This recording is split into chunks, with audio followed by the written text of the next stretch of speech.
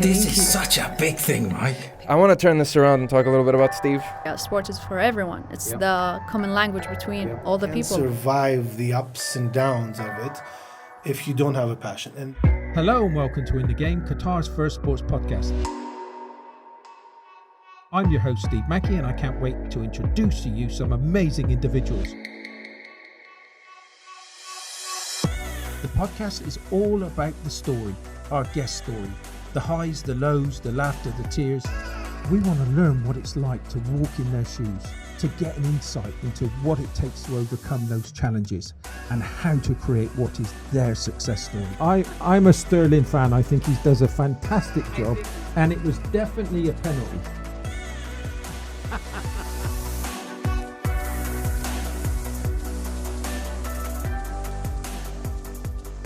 Hello and welcome to In the Game, Qatar's first sports podcast. And as always, but this is even more special than everyone else, but everyone else is very good too, okay? But we've got some very special guests today. You're all going to know, if you watch our podcast regularly, you're going to already know Abood. But we've got Elie. That's right. With us today. And we've got an exciting subject to talk about, many different subjects, but let's kick it off. Please introduce yourself, and we'll start with you, Elie. Yeah, so my name is Elie. I'm originally Lebanese. Spent most of my adult life in the US. Came back to the region to kind of contribute back to growing what it is that I love to do most, which is gaming and esports. And it's something that in the last 5 years of my life I've been committed to. And finally, it's reached Qatar in a very big way, and we're kind of setting the right stones here to kind of build up this incredible esports journey with Ooredoo. And we'll talk a bit more about that. Yeah, right? Of course. It's course. And I'm so privileged that I know you both already, very briefly with yourself. But I remember that day that I met you, and that was a special day because you just opened the door from a different perspective with esports. I'm from an age group that look at it and go, I remember, I've said this before, my son saying, Dad, I think I'm going to earn money out of playing games on the different, and I'm saying, come on, son, what are you doing? Let's go. And when I spoke to you last, and I remember it was in QST, which is a fantastic organization. We spoke, and it was brilliant what you've done, and you've just gone massive right now. Yeah, absolutely. So that same reaction I used to get 5 years ago when I used to go ask for sponsors, for sponsoring our channel. It was on YouTube, and we just wanted to get some more brands involved in esports, and everyone was like, "Yeah, nobody, we don't really have much interest in esports." And then we eventually had millions of followers from all over the Middle East, just loving what we were doing. And then sponsors just started knocking at our doors, and they were like, okay, how can we be part of this, this buzz? And then other people started doing that. And then we kind of started this idea of making money while streaming. And we helped so many young talents out there just become, the face of what we were doing. They were just being highlighted as professional gamers and, just streamers in general, because now the biggest trend in esports is streaming, right? So just people are loving these new characters. There's tons of them in the Middle East who are undiscovered. And this is what we want to aim for. We want to shine the light on those who are, very talented. Shine the light. Shine the light. Shine on the light. Exactly. That's what we try to do with the podcast, is shine the light on people like yourselves that are doing remarkable things. And you have done remarkable things without a shadow of a doubt. To where you are right now, you've done remarkable things. And then we have Abood. Hey. We've had you on the podcast before, which was and I'm going on to, I remember you're an actor, you're a kind of, you do voiceovers, you do announcements, is it MCs? You do all these big events for Red Bull and You're amazing. Thanks. We follow you on everything, and you're doing absolutely fantastic things. But we talked about how parents should be pushing their kids more with. Absolutely. Yeah, we talked about, setting up an environment that is intrinsically motivating for a child. I don't know if you remember the 3 things we spoke about, which was giving them the freedom through autonomy, letting them pick what they want to do, surrounding them with people that like the same thing as them, and finally, picking something that they're good at and creating that good environment. Those were the things that we spoke about before. But today, I just want to talk about, I want to turn this around and talk a little bit about Steve. Yeah, okay, let's before do it. we started, we were saying that what the good things that you do for people are going to come full circle and they're going to come back. And to the people that are listening, there's 3 people sitting on this table right now, and there's an interaction between one mutual person here, which was Steve. Steve had spoken to Elie back when everything was still being built up from the ground up, and then things went silent, right? Yeah. You were just you were telling us about how it was. Tell us a little bit about how it was, during the period of COVID, when it was a little bit quiet. And all the help that you were giving out to these young guys like Elie, and then suddenly helping out, you see the fruit of all the effort that you put in suddenly one day just showing up. I must admit, let me tell you about this story, because we did speak, and I was so impressed with what you were doing, and we had a conversation that day, and you did, and I'm not just, it was you and a lady, and I'm sorry I can't remember her name, but you really had a light shining on you. What you were trying to achieve in this esports, it was pretty special. You educated me so much it was untrue, and I remember going back with yourself. So you have been on the podcast, and as I said to you before, I know that esports is a massive industry, but I don't always believe in it. And so I remember when it was a FIFA World Cup that you done a competition here, and you were commentating with the QFA. Mm-hmm. Is it QFA? Yep. Yeah. And the Supreme Committee for Delivery and Legacy. I'm like looking at this and I'm thinking to myself, how am I going to, but because you're part of it, I'm going to listen. And I thought, come on, this can't be. Is this going to be any good? And I thought, I don't know if I could get excited about this. And then all I could hear was you. And I'm like, this is amazing. I thought I was at a game. I was getting excited. I couldn't drop it. It was just unbelievable. And then when I met you, and I said to you, you've just got to get to know Abood, because he is brilliant. He will bring this stuff alive. He will bring these things in front of you, and you can envisage what's going on. And that's what the story came about. Mm-hmm. And then I didn't hear anything. I didn't know anything. And I will say this as well. You always get to a time with this COVID.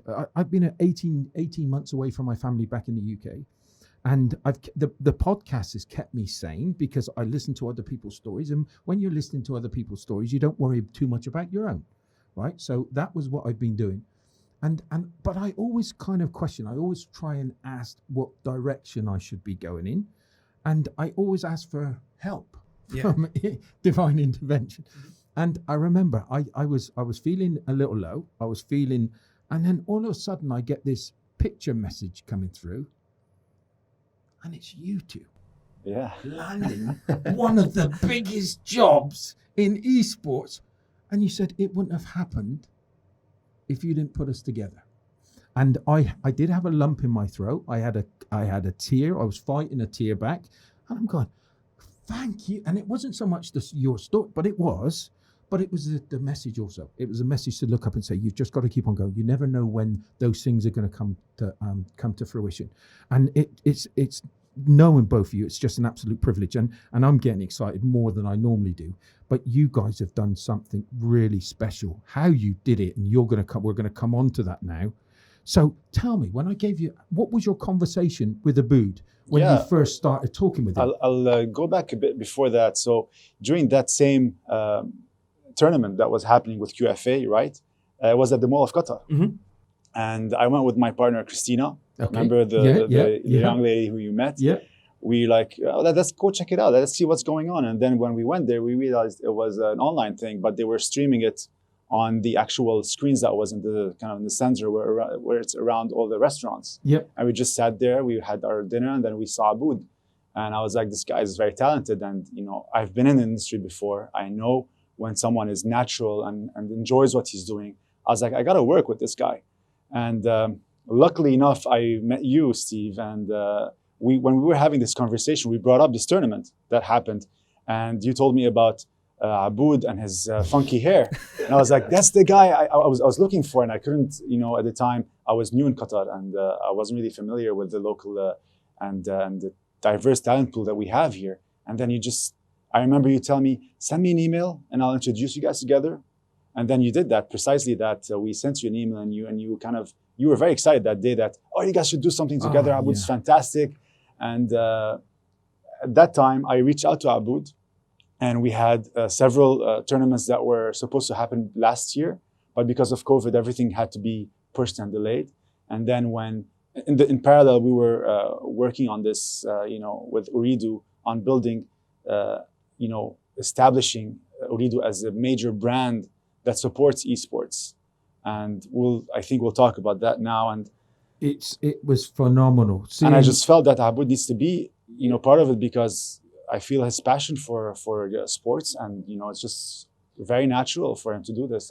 And it is, people will love him. Yeah, people will love him, and they already do, right? So I've got a secretary, and she is crazy about you. She's going to die that I'm saying this, because when I go to the office next, she's going to be saying, "Mr. Steve, why did you say this for?" But she is crazy about you. She updates me every time it's something that you're involved with. Mr. Steve, your friend is and oh wow, oh yeah, she's a huge fan, and she's going to be fantastic. She's going to be over impressed that I've done. But you have got that charisma. It was the first time that I met you. Thank you. It was just something special. I call it sparkle dust, right? There's something about you that is brilliant. And that's about how you help people. That's about how you get so involved and immersed in your job. As I said before, you're an actor. It's brilliant. It's brilliant. What did you think when you took that call the first time? And then we'll talk about Ooredoo. Oh, that was absolutely exciting when Elie reached out, because it's what I love to do. It's what I love to do when somebody gives you an opportunity to do what you love to do. And hey, we need to come back to this point, because the guys that are going to be involved in this huge tournament, that's the partnership between Ooredoo and Quest, what they're going to get out of it, it's not just a prize. They don't just get a set amount of money. They don't just get, what they're going to get out of this is an opportunity to do what they love for a living. Yeah. To be esports athletes for Absolutely, a living. Yeah. And Yeah. Ellie's gonna tell you all about that. And being the guy watching the sports and commentating on the sports, esports, live sports, and being able to elevate that experience for the person who's watching is what I love to do. Remember what I told you about creating that environment? Yeah, of course. That environment that makes somebody intrinsically motivated to do the thing, whether it's physical activity or studying. Remember those three things: autonomy, something that you love to do and something that you have the freedom in doing, and no one's overseeing you and telling you have to say this exactly. And then the relatedness, the people that are surrounded by you. And with Elie and in the esports, I love esports and I love FIFA and I love Counter-Strike in this gaming environment. And then the competence, if you're good at it. So there's freedom there, there's the relatedness of the environment of the people around me, and then the competence. It's something that I'm good at doing. So it makes me intrinsically motivated to do this thing. And then I get the email from Elie saying, hey, you want to do this thing? And I had just finished doing the Qatar football family with the QFA. And I was like, yes, I am quite interested to do this thing. Let's do it. And then I get a follow-up email later on from Elie, and I get really excited, looking forward to be part of it. And then that same day, like, hey, tomorrow's the opening ceremony. Why don't you come through and host it? Everyone's going to be there. The CEO of Ooredoo is going to be there. Sheikh Mohammed Al Thani was there, the CEO of Ooredoo, and Sheikh Nasser Al Thani as well. And the CEO of Quest himself, Elie, was there. And I had a great time introducing the people on stage, and Mr. Oscar Wilde as well was there, and he spoke about, the fact that there's 100 million people that watch the Super Bowl. Imagine this. You know how many people watch the esports championships? Elie, you want to tell them how many times more people that watch esports are now? Yes, so there's a projection that by year 2023, there's going to be over 700 million people watching esports. And let me tell you this fun fact. Back in 2019, the platform Twitch? Yeah. They had it. They were featuring the live final games of the Dota 2 championship. And after that, there was the League of Legends championship. Yeah. And each of those games had reached, in 2019, over 100 million viewers with a live peak viewership of about 2.5 million people watching from all over the globe. It's not, and if you compare that to the US Super Bowl, that same year, they hit the 2019, the Super Bowl has hit, I think it was 100.7 million viewers. So imagine, and I'm just talking about one game, right? So it's just either Dota, and so combine all of that from all over the games from all over the world, and you'll see how big this industry is and how, it has gone far from where it started. You're shining a light. You're kind of getting on that stage. You're performing. Yeah. Amazing things. Yeah. So when I was back in the US, I was, really following up with the esports. I was just, watching teams, what they were doing, and kind of like on YouTube, just seeing what's going on. And when I came back to Lebanon and Qatar, and I realized that people here are as interested, and there is a very big gaming community that we need to create. Yeah. And they would just love it because people fly to the US every year for Comic-Con and all these other activities and all these championships. And we had, in the last maybe 5 years, champions from the region winning the biggest tournaments and winning prize pools that are, in the $40 million. So it's very serious, and we have very serious players here. We have lots and lots of gamers at a professional level. We just need to give them that extra boost. Yeah. And this is, in fact, what Quest, the company I represent, and Ooredoo are kind of doing now. So it's just incredible. But I'm going to take it back a little bit further as well. What has Qatar done for you? With you've come here and you've all of a sudden you're finding your feet. Honestly, there's lots of things that Qatar has done for me, and for me to when I used to visit Qatar, I was very intrigued by the national vision, the Qatar's national vision in 2030, and I saw that sports is one of the pillars, a very essential component of the Qatari culture. Yeah. And the kind of works that they're doing at Aspire and all the other football and other games that they're trying to build a reputation as the sports hub of the region. And I was like, well, esports is something that they need to kind of envision part of this massive plan. And then I was having lunch with a sheikh and some colleagues, and he told me, wait a minute, we need to do this. And one of the members of the royal family was talking about esports and how it has to be something that Qatar needs to lead in the industry here or regionally as well. Yeah. And then I was like, okay, I need to jump on that train. I need to do something because that's my passion. And finally, there's a country that is willing to endorse and invest and build that community. Yeah. And I feel that with this sort of partnership and a few other things that we're currently working on, we need to elevate this and kind of, like Abood was saying, give this chance to young people who are talented from all over the world to come to Qatar. So Qatar is not only giving us as Quest an opportunity, they're not doing that. They're giving the entire esports community a fighting chance to win these tournaments and show their talent. Yeah. To be recruited, to be part of, like Abood said, a huge esports community. So what we're building eventually is we're putting teams together in 5 different games who we're going to bring coaches from all over the world and trainers and support staff and put them in a gaming house that we're building now. And we need to get these people to compete on an international level and carry Ooredoo's name, Qatar's name to the world. And this is our... what a perfect opportunity. What a perfect opportunity.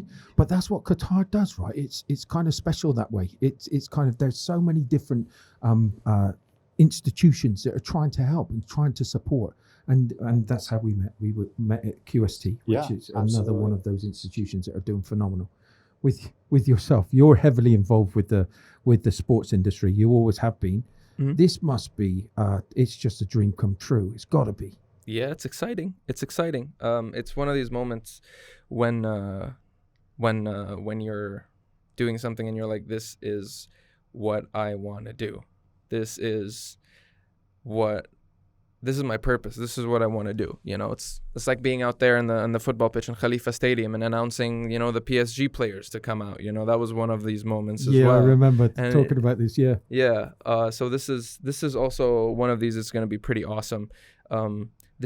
There's a studio currently being under construction where where the broadcasting of these games is going to be out of. It's going to be pretty awesome. It's going to be pretty awesome. Yeah. And Elie just said there's going to be a house with trainers and coaches coming from around the world to coach Absolutely. these guys. Unbelievable. And they're going to get paid to be these players.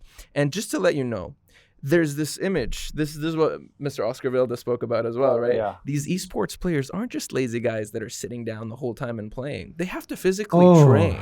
Yeah. They have to physically Yeah, train. yeah. And there's coaches there. They're testing their reaction time, their attention, their coordination. All these things are constantly being tested and trained in order to get that progressive overload for the adaptation and the improvement. Yeah. Yeah, it's My insane. business partner Felix, he kind of so I was always one of those that was a little bit of a skeptic when it comes to esports. I'm not anymore because again I was converted that night that you done the commentary, and I'm not trying to just because you're with me, but it was transforming for me because I thought I could listen to this again, I could watch this and listen to it again because I was actually at a football match, and it must be great for those players. It must be brilliant. But with the way that sports is here in Qatar, you're gonna be right up there, and and sports here in Qatar is gonna be huge. It's already started, but you're at the forefront of making something really happen. Does the pressure get to you? I'm very excited. I mean, yeah, there's definitely a lot of pressure because it's a massive project, and the reach is not just local. It's just something that we're doing on a local level. It's involving the entire MENA region. So it's Middle East and North Africa.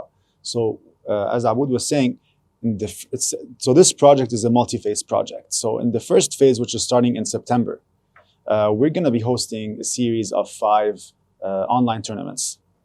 Okay. So we're going to start with Fortnite, then go to CSGO, Counter-Strike Global Offensive, Brawl Stars, a mobile game.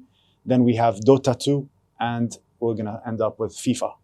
And throughout these 5 tournaments, we'll be inviting the entire esports community to come together, all the gamers, whether you're a professional athlete or you're just an amateur who you want a fighting chance, right? We're going to invite all of these people to compete in our tournaments. And the entire purpose of this tournament is to identify the talent from all over the region and to kind of bring them back to Qatar. And we want to, build up on that talent, to kind of organize them, to show them more strategy, build them up into being athletes. And eventually, we want them to start competing in the international tournaments, which is the second phase of our project. And this is Ooredoo's message, and our message is that we're not just merely doing these tournaments as just to showcase Ooredoo's brand and just to say that Ooredoo sponsors esports. No, they're doing this for changing people's lives as well. I think that's and we're not advertising Ooredoo, of course we're not. But let's face it, every organization here is like the Emir. It comes down from the Emir, his mother, Sheikh Moza, the father of the Emir. They're all putting back, right? They're all putting back, and Ooredoo is no exception. They're putting back. Look at how many things that they're doing within Ooredoo from a technology perspective. So they are a fantastic platform to be with. And I want to give a shout out to Mr. Oscar Vilda. I mean, when we first had that meeting to kind of introduce what Quest has the ability to do and what our vision is. Your next guest, Mr. Oscar Vilda. Yeah, Exactly. He's also a very big sports guy. He loves it and he understands esports. Yeah. And he really wants to do this. And he was really pushing everyone at Ooredoo. Right? We got to do this. This is huge. This is massive. We should do it. And we need to do it with the best partner. And they chose Quest to do that. What did you feel like when they approached you and said, was there any fear whatsoever when they said, we think we're going to be choosing you?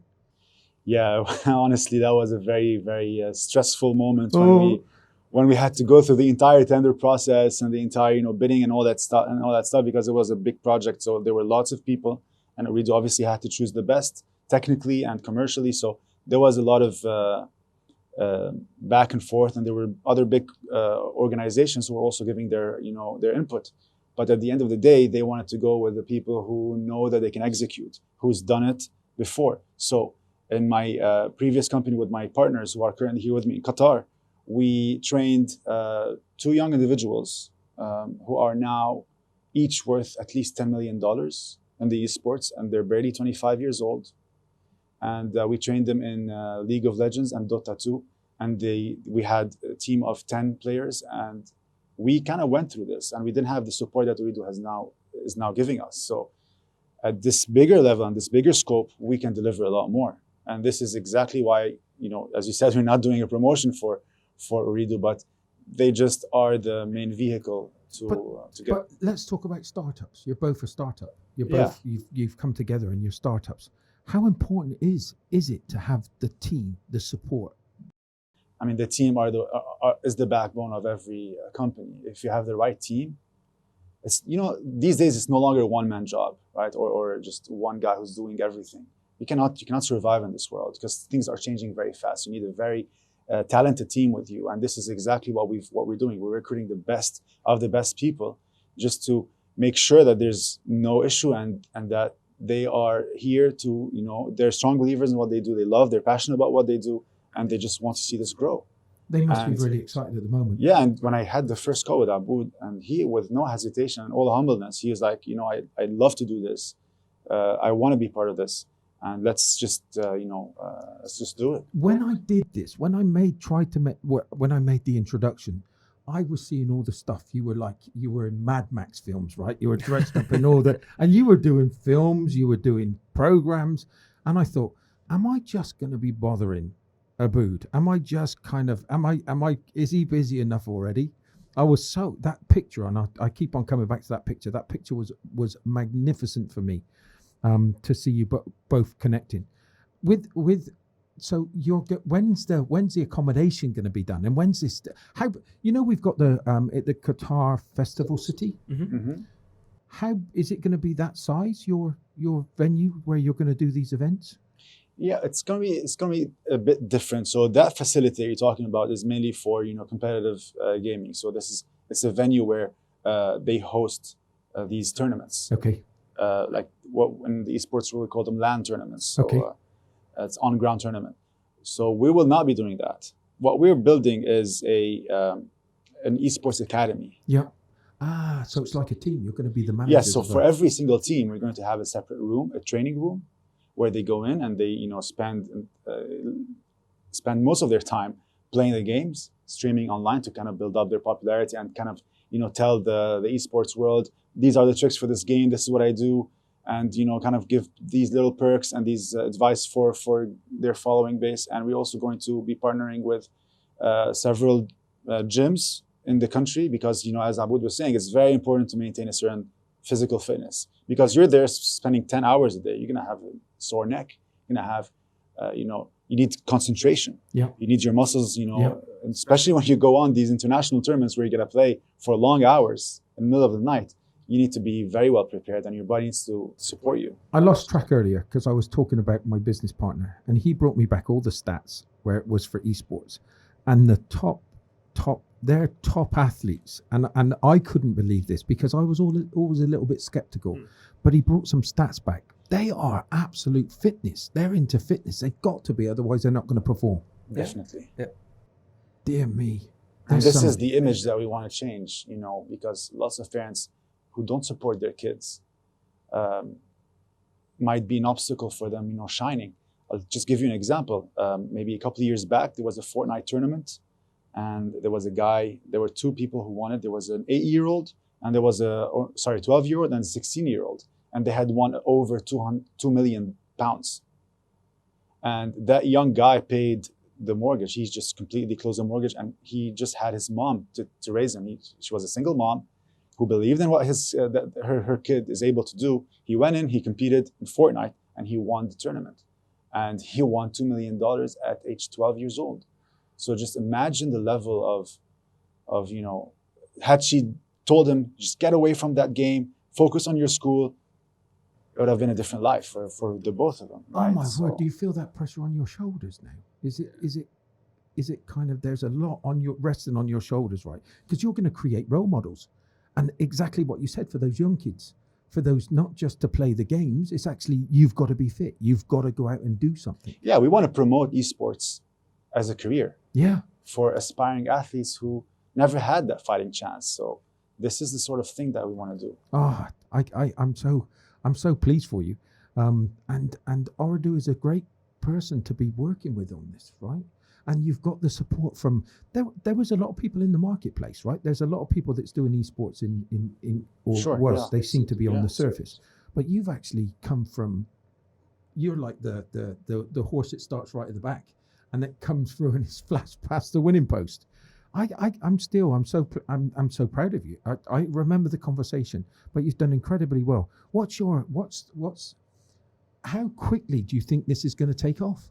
So we're going to start the first tournament around towards the end of September. So we're going to start mid-September kind of advertising it and allowing for all the people to kind of, understand and apply and register and to go through the rules and regulation and all of these sort of cool stuff about the tournaments.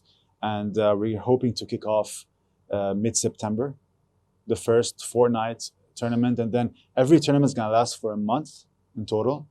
So we're going to have each tournament be 1 month format. So by end of January or mid-Feb, we'll be done with that phase. And then throughout this entire phase, we'll be obviously, after every game, we're going to be scouting and just start talking to these talented players from all over, right? So it could be, let's say, if a team won, it doesn't have to be that this team is going to be chosen. It could be a young guy who lost, in the group stages, who we think is just brilliant. Yeah. But he just needs the right team to kind of put things together. And we have that specialty, that expertise to identify these talents, because in every single game you have different roles doing different things. Yeah. And you kind of really need to know how to build that. How long have you been doing? And for the first time you're not doing much talking here, right? But how long have you been doing this? At what age did you start? When I was a very young boy, I used to play Atari, Sega, and all these games, and then PC games. So I've always been into gaming in general. And my parents, always gave me a hard time for doing that. But eventually they knew that I was just passionate about it. But the real eye-opener is when I went to the US. And I realized that this is something that's so cool. I mean, people are doing this for a living. They're getting paid lots of money doing what they love. And when I came back, I realized that there is an opportunity here. There is something that I could do here, and I want to do it. And it took me some time, honestly, to, we were hustling back in the days, convincing people that esports is something that is, worth noticing. And all of a sudden now, most management companies or, consultancy are urging companies to invest in esports because it's capturing all of the Generation Z, the millennials, and those people are hard to find online. You don't see them on Snapchat or other platforms. You see them on Twitch, on YouTube, and they spend hours. And if you just look at the stats of Twitch and YouTube of how many minutes are being watched every single day, you go crazy. Yeah. This is a platform for all brands to come in and say that, hey, we exist, because if they're not there, these gamers and this community is not going to know who they are. So, but and I'm sorry to stop you there, but how did you keep on pushing yourself through? Because I'm involved in the startup industry here in Qatar, and sometimes you've got to pitch something that it's just a concept. And how are you? What was it like in the early days to kind of to do that when you were just living on a concept? Yeah, we had many doors shut.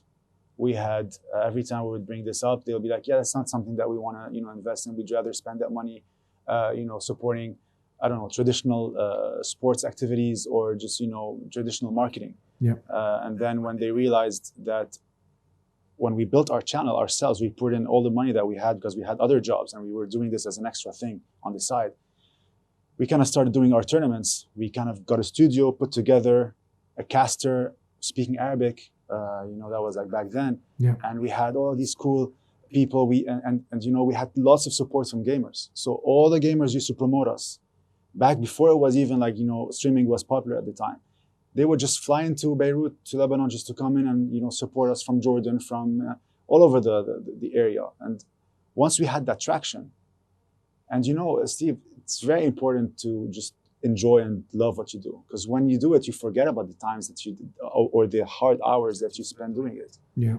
So for us, after we finished our jobs, when we used to go and do the esports activities, for us, it was just like, we were having fun doing it. And this is at the right time. You're giving people hope, and I'm just thinking, it's coming to me with Lebanon. You're giving people hope right now that anything's possible. It's a tough time in Lebanon right now. Extremely difficult. But you're flying the flag massively. Yeah, I mean, it's something to be proud of. It's just so unfortunate what's happening in Beirut, especially yesterday. There was the anniversary of the blast. Yeah, it's terrible. And I was here. I was super upset. I still am. It's just something that we're not able to live with. And for me, I kind of channeled that energy into doing something that I really love, because you need to counter-react all this negative, and you need to kind of let it go with something that's even greater. And to me, honestly, in the last 2 years, with all the hardships that Lebanon is facing, I kind of had to just, focus on what really makes me happy.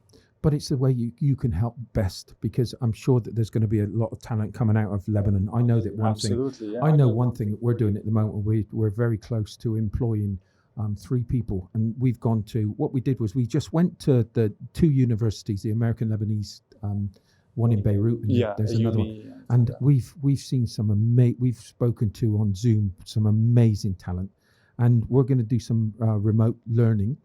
Remote working schedule, so that they can stay, but they can earn a decent wage. Right. And that's what we're kind of getting involved with, which we're very proud of. And listening to your story, you're flying the flag, because it's a wonderful place. I know that again, I'm shouting about Lebanon.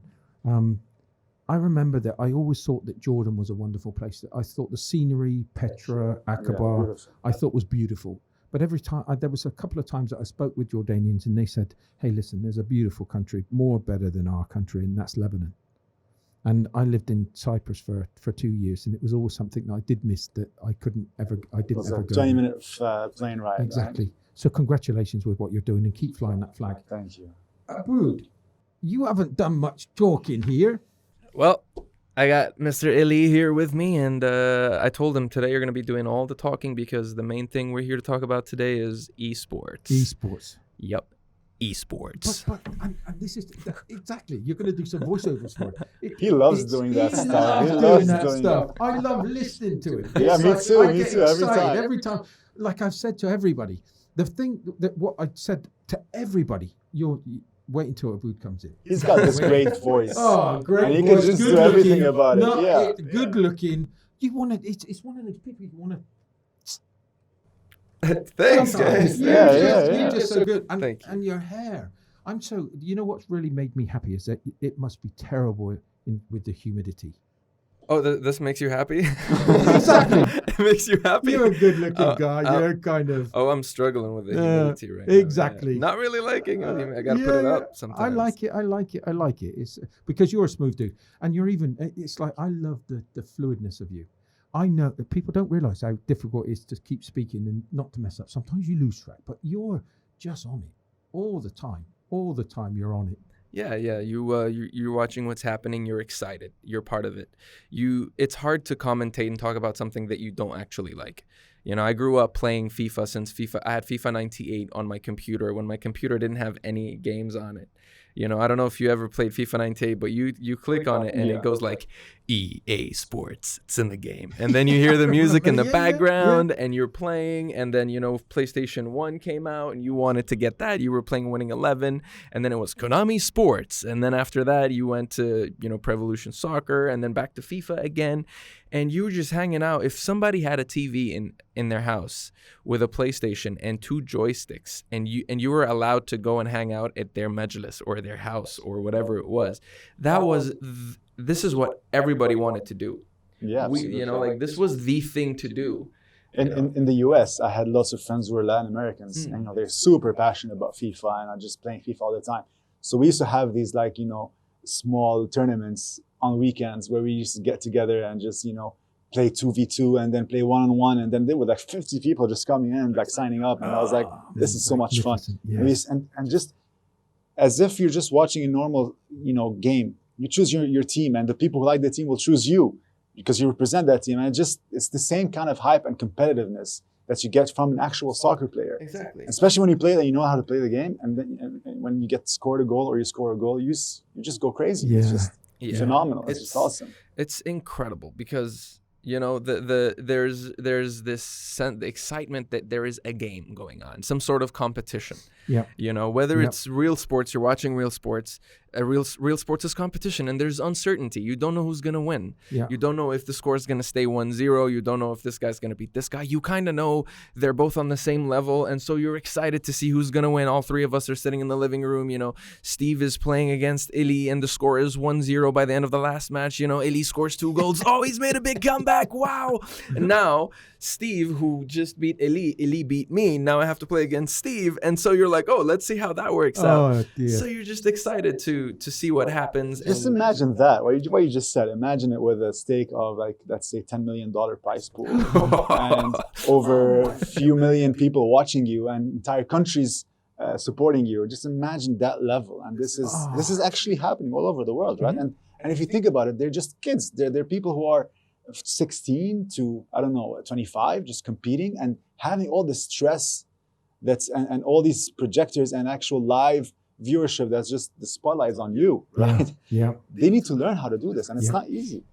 But that's going to be the pressure on your shoulders, because that's when you all of a sudden have to be.